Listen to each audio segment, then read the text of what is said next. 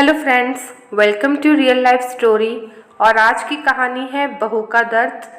बहुत अच्छी कहानी है, बहुत इमोशनल कहानी है। वीडियो को एंड तक देखिएगा और पसंद आए तो वीडियो को ज़रूर से लाइक कर दीजिएगा। वैशाली ने जल्दी जल्दी सुबह के घर के सारे काम निपटा लिए थे और उसने सोचा, चलो अब मैं फ्री हो गई हूँ, अब अपने कमरे में जाकर थोड़ा सा आराम कर लेती हूँ।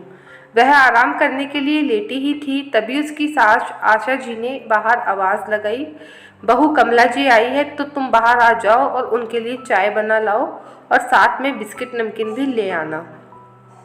वैशाली ने चाय बनाकर और साथ में नाश्ते की ट्रे लगाकर हॉल में ले गई और कमला आंटी के पैर छूकर वापस अपने कमरे में चली गई।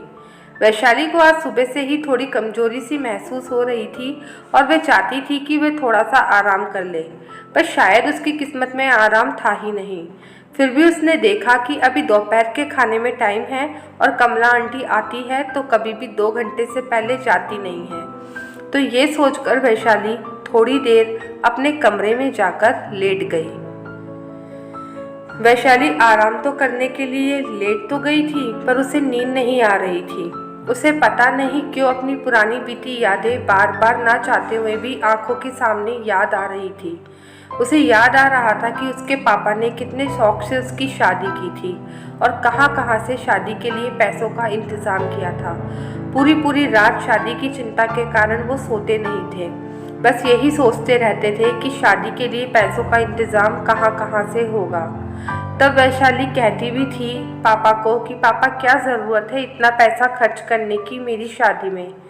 तो उसके पापा बस यही कह देते थे कि बेटा ये तो समाज की रीत है, मैं अकेला थोड़ी ना पैसे खर्च कर रहा हूँ। हर बाप अपनी बेटी के लिए इतना तो करता ही है। और शादी का दिन भी आ गया। पापा ने पूरा खुद को कर्ज में डुबो लिया और शादी की तैयारी बहुत भव्य तरीके से की। शादी में पूरे समय अपने समधी के पीछे ऐसे घूमते रहे और हाथ जोड़कर खड़े रहे जैसे वे बेटी की शादी नहीं कर रहे हैं, बल्कि उन्होंने कोई बहुत बड़ा गुनाह कर दिया हो। विदाई के समय वैशाली बहुत रोई और आखिर में उसे अपने पापा को छोड़कर ससुराल आना ही पड़ा। ससुराल में 10 दिनों के अंदर ही घर की सारी जिम्मेदारी उसकी सास ने उस पर डाल दी। अब तो वैशाली को घर के कामों में कब सुबह होती और कब शाम होती पता ही नहीं चलता। पति वरुण उसे भी शुरू से ही वैशाली से ज़्यादा हमदर्दी नहीं रही। उन्हें अपने सारे अधिकारों के बारे में तो पता था, पर पत्नी के प्रति क्या कर्तव्य एक पति के होते हैं, उनके लिए वे जानकर भी अनजान बन गए थे। वैशाली ने भी इसे अपनी किस्मत समझकर अपनी दैनिक दिनचर्या को अपना रखा था। वैशाली को किताबें पढ़ने का बहुत शौक था। जब भी उसे समय मिलता तो वह तरह तरह की किताबें पढ़ा करती थी।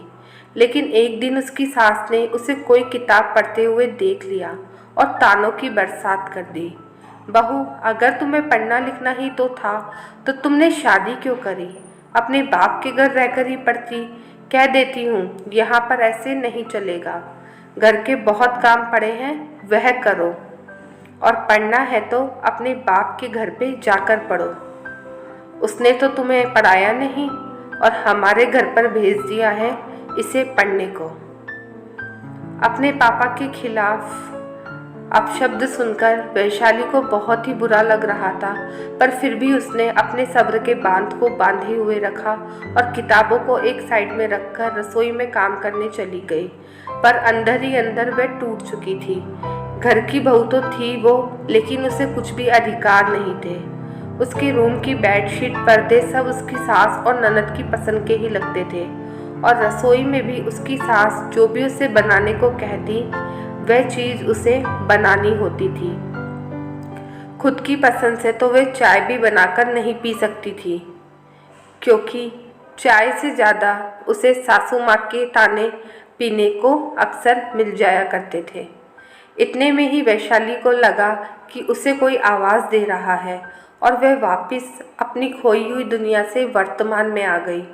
देखा तो सासू माँ कमरे के बाहर से उसे ताने दे रही थी कि वैशाली, दोपहर का खाना अभी तक हुआ नहीं और तू सोने चली गई।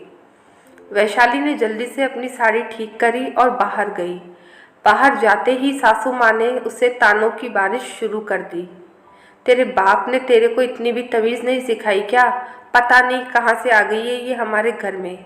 बस इतना सुनते ही आज वैशाली का सब्र टूट गया। बस मम्मी जी बस, अब और नहीं। कितना सुनाओगी आप मुझे? आज के बाद ना तो मेरे माँ बाप के खिलाफ और ना ही मेरे खिलाफ मैं कोई एक शब्द भी आपके मुंह से सुनूंगी। मैं पूछती हूँ किया क्या है मैंने?